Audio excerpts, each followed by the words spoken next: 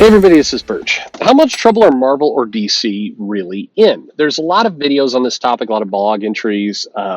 It's funny because every now and then I go and look for images in this video, or in these videos, and it'll look like Marvel and DC, or sad Marvel or sad DC. And the reason I'm Google searching those images is I want let's say I'm talking about like character development or there aren't good villains, and so I want like a good picture of like Batman crying and like maybe a really stupid looking Joker or something I could kind of merge up in Photoshop, and it makes a funny little image. That's the goal. But whenever I do that and I search under characters upset, invariably I get a link to some blog entries from somebody predicting the demise of Marvel or DC, and then things are really bad. And the general structure of these articles is almost entirely the same. Somebody has an inside source. The inside source says bad things are about to happen. And the premise of the article is that everything is going to get shut down within, I don't know, a matter of months. And this has been going on for years now, pre-COVID, long pre-COVID. This has been going on. And DC's gotten a lot more of the brunt of it with the merger of AT&T and Warner Media, then Discovery takeover, then all these different steps in their various ownership relationships has led to more of this with DC. But if you go back in time, a little bit further back, when you had Kevin Feige and kind of the changes that were going on at Disney corporate, you had a lot more for Disney. So you'll see a lot in the 2015 to about 2017 timeframe. There are not really videos, but there's blog entries that are hilarious that talk about, Marvel is panicking over the loss of Bendis to DC, and it's a sign that the company is about to be basically sold or shut down, that Disney's about to kill Marvel. And this was the big reason why Bendis left, is because, he was jumping ship from the sinking fire explosion that was Marvel. It's very comical in hindsight. I don't think anybody at Marvel would ever say it this way, and I do believe at some point Bendis will return to Marvel. It'll be like, Bendis comes back to do his first Marvel work in a decade. He's doing a special Jessica Jones story. I don't know. I strongly predict that moment will occur. But I bet there's plenty of people at Marvel who are like, thank God that guy's gone. I'm serious. He was a pain in the ass to deal with.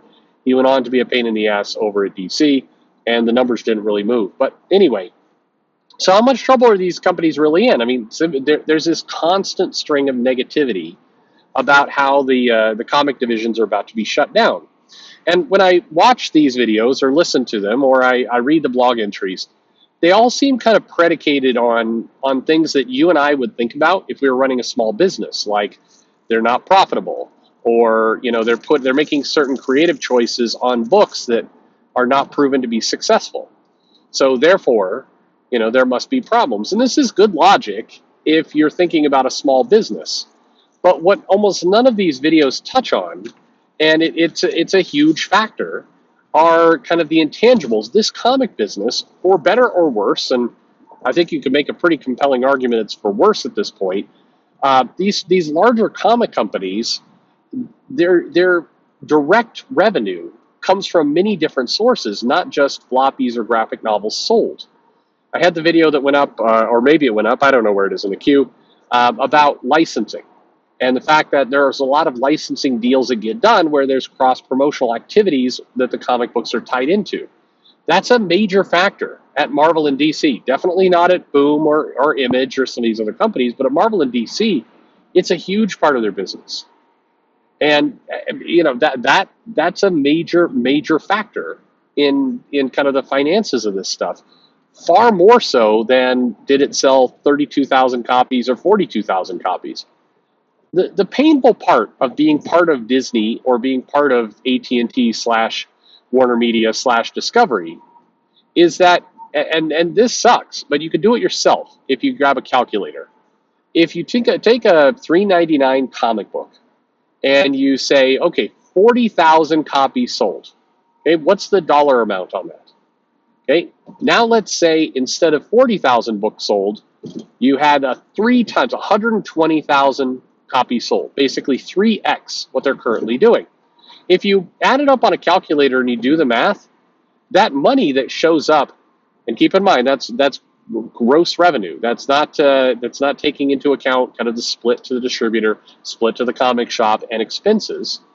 Your take-home money can be somewhere around 15% maybe in after you get rid of all those, but of course it's variable. But regardless of all that, you'll discover that even if you triple the sales on the comic books, you and I would go, hot damn, this is a good business. We're making lots of money. This is awesome. But Disney and Warner Media and these companies look at it and go, okay, three times the business, it doesn't move the needle for us. It doesn't matter. And on one hand, if you work for Marvel or DC, that's somewhat comforting. It means that you're no longer influenced by macro changes in the in the market, micro changes in the market. You're no longer influenced by those things. You have a different game you're playing. But if you're a comic purist, if you're somebody who loves a comic business, this is bad news. It's bad news because it means that the methods of success, what gauges your ability to succeed in the market, increasingly has nothing to do with actually selling comic books.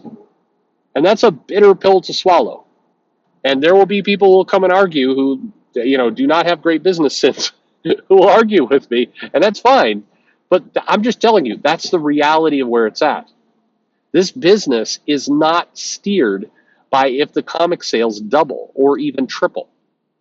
So, if you're looking at it that way, then the way that this business is going to be assessed, the way that you determine whether you're going to hang on to it or not, is by the license value and about the larger all-in opportunity cost of these comics. And if you're doing a licensing deal where you're able to make some money off of selling a property, and your co-branding, co-marketing, go-to-market initiative involves comics, or you see those comics as seeders to that licensing business, then, whether Jim Lee is on a title or some unknown artist starts to not matter from a business perspective. Now, again, that sucks. As a comic reader, as a comic shop owner, that news is terrible. It means how the success that those companies are graded by are not the success that makes me money. As a local comic shop owner, I want to see profit burning through the system. I want to see comic companies, publishers that are highly motivated to get sales up, to double sales or triple sales. That's what I want to see.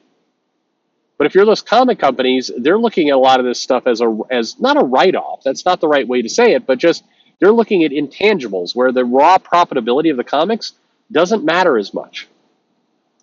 Again, that's the nature of this business. You can love it, you can hate it. Don't hate the player, hate the game. That's fundamentally what's at play here. So given that, what is the likelihood that Discovery or Disney are going to clean house? Well, I'll tell you this, and again, this is more bad news for a lot of people. If you're looking at somebody like, Ben Abernathy or Jim Lee or Marie Javins or, even a Daniel Cherry, I know he left to go do other things. The people at a high level are not going to get involved with those hiring decisions unless it's interfering with the gross profit of this business. They're not going to be looking at the month-by-month numbers of a comic. They're going to be looking at, is this impacting the licensing? Is this impacting the larger business case? That's what they're going to do. Now, if that larger business case doesn't exist, then they're going to say, well, let's stop publishing comics. And it would happen very, very quickly. But fortunately or unfortunately, the licensing business and the overall value in this IP remains extremely strong. There are a lot of people lining up, and if you look at in the annual reports for Disney at least, you can see some of the dollar for dollar licensing growth of these of Marvel properties. They keep going up.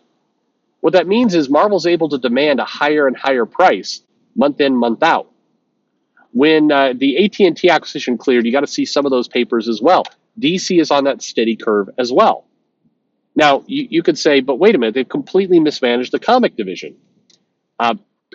In a sense, it doesn't entirely matter.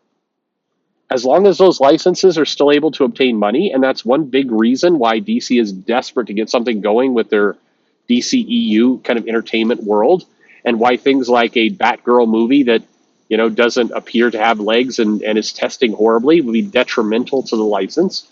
Keep in mind, by the way, another thing that happens with these movies and why they sometimes get canceled way into the picture is that the value of the brand is weak, and the character in the movie that's get produced doesn't excite people, doesn't bring licensors to the table. So, Morbius, for better or for worse, was able to bank off of Spider-Man and Sony and Disney and Marvel. 4 different things were able to go into selling that property. So you did see companies doing Morbius licensing. We're going in with Morbius merchandise. As absurd as it sounds, now the movie bombing does not help. So when they go back around, they try and sell this license, a different license, a Craven the Hunter license, for example. They're going to have a harder time doing it. But right now, Marvel's sitting in the catbird seat, if you will, of being able to sell these properties off and make money. People are still lining up to do it. DC isn't at that same place, but still, lots of people will line up to buy those properties, particularly Batman.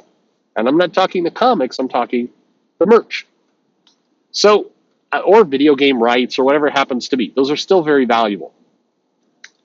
So if you, the fallacy is that somebody high up in the company is going to come around and go, I want to see the numbers for Tom King sales, or I don't know, pick your poison. I've joked about Becky Cloonan and Michael Conrad as a writer team. I think those comics are atrocious.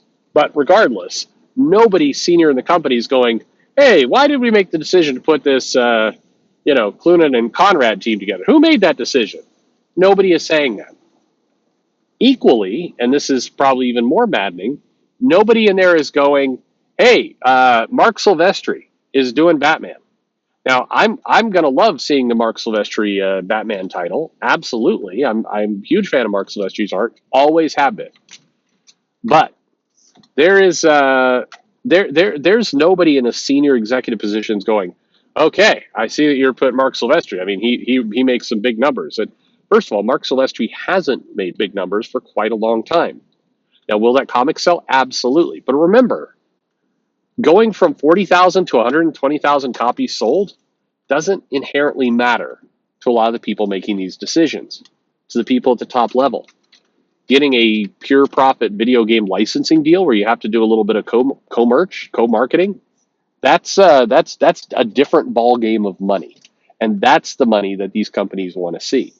And frankly, that's going to be a lot more money than the comic book will make, even if it sells 3x or 4x what it used to. And this is the nature of, this is what a lot of us talked about when Marvel and DC got swallowed up by bigger companies, particularly Marvel. Again, you can, Google is your friend. You can go back and look at some of this stuff.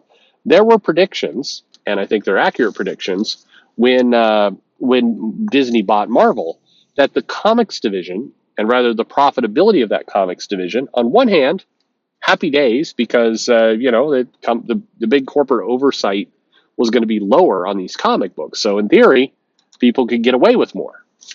But the bad news, nobody cares. So that means a lot of the attention and the focus on quality kind of drops. You're really relying on the people inside the company to do it for passion, to do it for bragging rights. But imagine if you work at Marvel or you work at DC, and you badly want that promotion. You want to become an executive at your parent company. You want to go to Marvel. And a lot of people, that was the dream. Sorry, go to Disney. There are a lot of people at Marvel who are like, hey, we're going to come in here, we're going to work hard, and then we're going to sell some comics, and then we're going to get those cushy Disney exec positions. And how many of those have you seen? Zero. And it's quite frankly because the scope and the value of that comic book division is somewhat irrelevant to a company that looks at the licensing deal of 20, 40, 80 million dollars and goes, yeah, that's pure profit. That's the business we're in. Oh, you made $150,000 on this comic book of profit. That's great. Again, for me, for a small independent company, even Image, that's awesome news, and that's pure comics, and I love it. But to a giant corporation, it doesn't matter. So you just got to weigh this a little bit with the are Marvel and DC in trouble? That depends on how you ask the question. Creatively, oh yeah, absolutely. At risk of imploding, at risk of the companies coming in one day and saying, you guys have mismanaged it. Why aren't you selling double the amount of comics? Yeah, no, that moment's not coming. I wish it would, but they're just not structured that way. Anyway, let me know your thoughts and your arguments in the comments below, and thanks for listening.